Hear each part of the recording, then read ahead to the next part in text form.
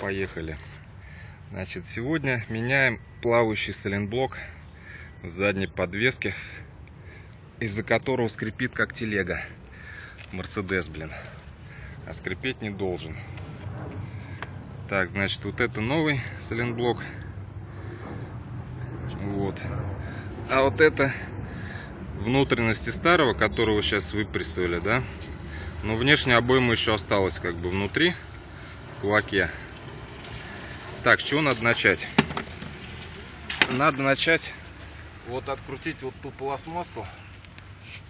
Она на двух болтиках крепится здесь вот под нижним рычагом. Два болтика на 10, они прям у дальнего сайлентблока, у подрамника. Вот. Потом надо открутить сам болт, который, значит, держит этот сайлентблок, да. Вот, поддомкратить нижний рычаг, вот, и вытащить его из зацепления, да. Вот это все дело, оно вот так вот будет болтаться тут легко и свободно. Вот, теперь что, как выпрессовывали? Я за 500 рублей купил в распрессовку, да, выпрессовку за прессовку. Вот. Там стакан, короче. Так, вот сейчас смотрите. Вот, эта головка на 30. Там стоит. Видно ее или не видно? Да, она как раз, короче, это головка на 30. По внешней обойме подходит сайлентблок и выпрессовывается вообще на раз-два.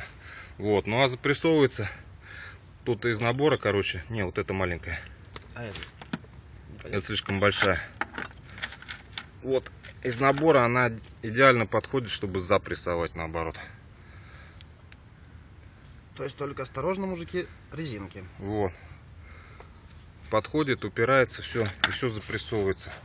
Сборка вся в обратном порядке. Что из инструментов еще надо? О, надо вот такой вот длинный, блядь. Вот такой вот длинный.